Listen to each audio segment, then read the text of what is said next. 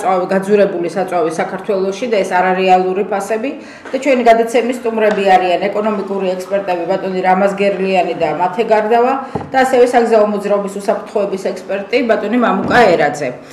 ჩვენი საკონტაქტო ტელეფონებია 14 86 18 13 42. შეუძლია დაგვიკავშირდეს. განვაგრძობთ გადაცემას და მე რამაზის მიმართავ კითხვით.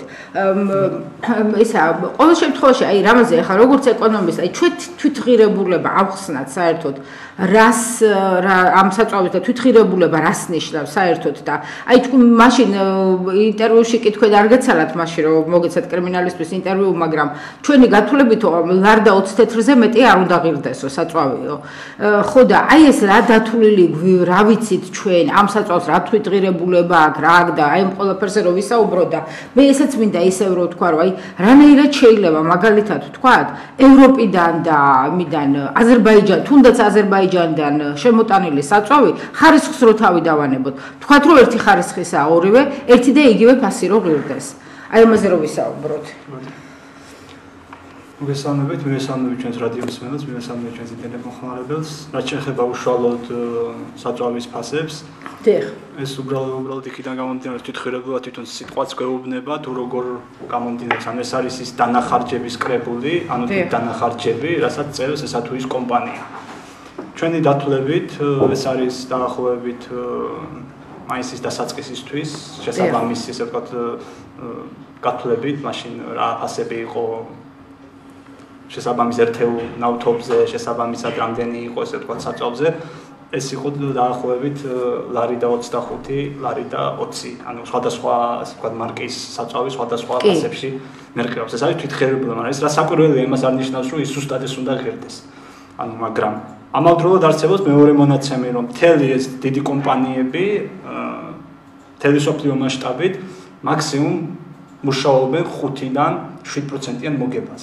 ანუ რას გვეუბნება? ამ შემთხვევაში ეს მაგალითი იმას გვეუბნება, რომ ჩვენთან არის ძალიან დიდი ამ კუთხით, ესე ვთქვათ, გაზრდილი ფასი. რა საკვირველია, სხვაობა არის ლარი და 25 და 2 და 25 და 2 და 20 შორის, ხო? ეს ძალიან დიდი ის არის. ბუნებრივია, როდესაც თვითღირებულებას და უკვე სარეალიზაციო ფასს შორის ამხელა სხვაობა, მაშინ საუბარია უკვე ბაზრის არათავისუფლებაზე. ანუ საზოგადოებისთვის ეს მონოპოლიით არის ცნობილი, მაგრამ ეს ის შემთხვევა არის, როცა მონოპოლიაზეა საუბარი.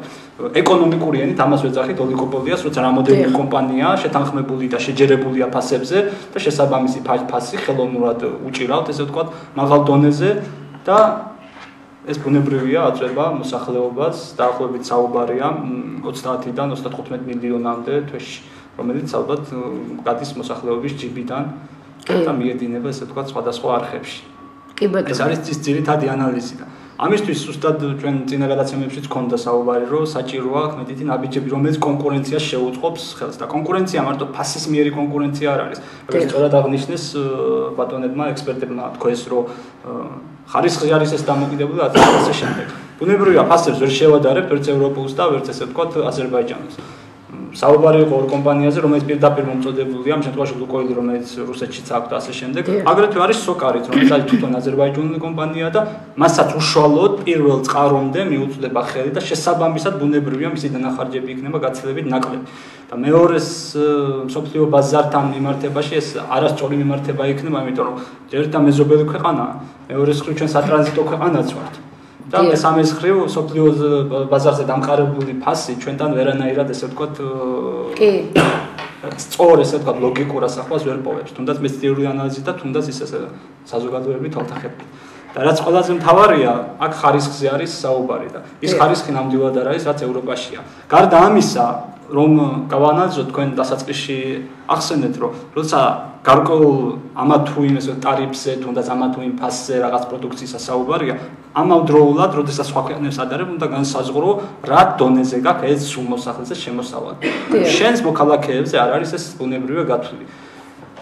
თუ მათ რეალურად უჯდებათ დღეს თქვა და დაუშვათ თუნდაც აზერბაიჯანიდან შემოტანილი, თუნდაც რუსეთიდან, თურქმენეთიდან შემოტანილი საწვავი იმდენი, რომ ფასი 7%-იან მოგების შემთხვევაშიც იყოს დაუშვათ 2 და 25, 2 და 30, ამ შემთხვევაში ეს იმას ნიშნავს, რომ მათ არანაირი შეცდომა შეეცევთ, თუნდაც ევროპული საწვავი მოგვაწყვეტონ. დიახ. კი ბატონო. ეს არის ძირითადი. კი და აი მაგალითად აი ეს რაც თქვა რამაზე ბატონო მამუკამ რომ მე ფას ვერ დავწევ მართალია გაიაფთა სოფლიო ბაზარზე მაგრამ მე დიდი პარტია მაქვს ზურად ნაყიდი და მესანა ამას ვერ გავყიდი ფას ვერ დავწევ აი ეს რას ნიშნავს კი ბატონო ამაზეც ვისაუბროთ ეს იმას ნიშნავს ამ შემთხვევაში რომ ერთის ხრივ ბიზნესში ესეა რომ თუ ზურად გაქვს ნაყიდი გარკვეული ესე ვთქვათ პერიოდი ამას იაფად ვერ გაყიდი მაგრამ დასაწყისშივე ბატონო მათემ ახსენა რომ რატომღაც სოფლიო ბაზარზე ფასის მატება უცება ისახება ჩვენთან მაშინ იაფად არ გქონდათ ნაყიდი კი ანუ საერთო რაღაც არეალი უნდა არსებობდეს რომელიც იქითაც არ მიდის ისე ვთქვათ კომპანია და ზუსტად ეს ჩდება იმ 5-დან 7%-იან მოგებაში და ჩვენთან არ არის 5-დან 7%, ჩვენთან არის 50%, 60 და ასე შემდეგ ზემოთ მოგება. ეს არის მონოპოლიური მოგება ესე რომ ვთქვათ. მაგრამ ეს არ არის თვითონ ვიღაცის ვთქვათ კომპანიის ან ვიღაცის დამნაშავე. ეს არის თვითონ უშუალოდ ეკონომიკური სისტემის ხარვეზი. ხარვეზი სახელმწიფო დონეზე, როდესაც სექტორი არის მონოპოლიზირებული. ანუ აქტიურად არის ოლიგოპოლია, შეთანხმებული არის ეს ფასები და შესაბამისად ამ ფასების მიხედვით მოქმედები. სხვათა შორის ახლა იურისტმა ამაზე შეფასება გაგვიკეთა კრიმინალის სტატიაში, რომ ეს არის აი ეს შეთანხმება ზუსტად ეს არის სისხლის სამართლის დანაშაული. ეხლა იქ დემპინგური ფასები ცოტა სხვა რაღაცას ნიშნავს თავისი არსით, რომ დაბალ ფასებში რო ყიდიან და გაკოტრება რო უნდა, მაგრამ აქაც როცა ფასებს ინარჩუნებ და ყველა ერთ ფასში ყიდით, მაგალითად მოლაპარაკების ესეთ, მაგრამ მე რა მინდა კიდე რომ გკითხოთ და აი ამის შესახებ რა ინფორმაცია გაქვთ, რომ ჩვენ საერთოდ ვართ წარმოებელი კომპანია. აი თუ გადამამუშავებელი უფრო ზუსტად რამაზე. ჩვენში თუ ქართულ კომპანიას გულისხმობთ, ქართული კომპანია არა. თუმცა არიან ეს კომპანიები, რომლებიც ალბათ ამუშავებენ, იმიტომ რომ მაგალითად სოკარს პირდაპირ პირველ საწყისთან მიუწვდება ხელებს, სადაც მოიპოვება უშუალო რესურსი, იგივენაირად კომპანიები, რომლებიც მოღვაწეობენ, ამათ მიუწვდებათ ხელი და როგორც ესეთი ქართული კომპანია კონკრეტული და რომელზეც აქ ექნება ადგილზე ესეთი რაღაცა. ხო, აი ესე იგი ნავთობის შემოქმედი. ჯერჯერობით ჩვენთვის არ არის ცნობილი, შეიძლება რა ვიცი. ხო, აი მოპოვებაზე, კი, მოპოვებაზე აღარ ვამბობ, რამაზე აი იმენ ნავთობი რო შემოქონდეს, კონკრეტ თვითონ ნავთობი უშუალოდ და აქ რო აწარმოებდეს საწვავს. ამ კომპანიებს შესაძლოა ესეც ჰქონდეთ, მაგრამ მათ გაცილებით დადვილი და იაფი უჯდებათ, იქვე გადაამუშავონ და იქიდან შემოიტანონ, ესე ვთქვათ, მზა პროდუქცია. ასე რომ ამის აუცილებლობა არც არის და მეორე ერთი ეს კომპანიები საქართველოს ბაზარზე მოქმედებენ უბრალოდ.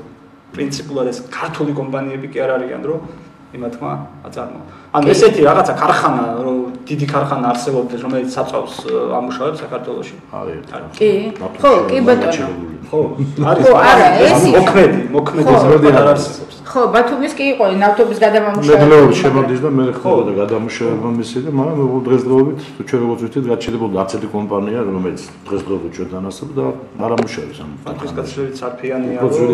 რა თქმა უნდა, სარფიანი რომ მზა პროდუქცია, რომელზეც არის გასავალი, შემოიტანონ და ბუნებრივი აქედან გამომდინარე, მათ ისედაც აქვთ ეს გადასამუშავებელი ქარხნები, შესაბამისი ესე ვთქვათ პროდუქციის მოპოვების წყაროებთან ახლოს უფრო ბუნებრივი ამით კიდევ უფრო ამცირებენ თვით ესე ვთქვათ თვითღირებულების დანახარჯებს, ეს ჩვენი გათვლებია სხვა თანაბარ პირობებში, მაგრამ იმ კომპანიებში, რომლებსაც მიუწვდებათ ესე ვთქვათ პირდაპირ პირველ წყაროსთან, რესურსების პირველ წყაროსთან, იმათთვის ეს დანახარჯები იქნება გაცილებით ნაკლები, დაახლოებით 20%-ით ნაკლები. რა თქმა უნდა, და ისა რამაზე და ამაზე მაქვს მე ახლა ლაპარაკი და თუნდაც იგივე აზერბაიჯანი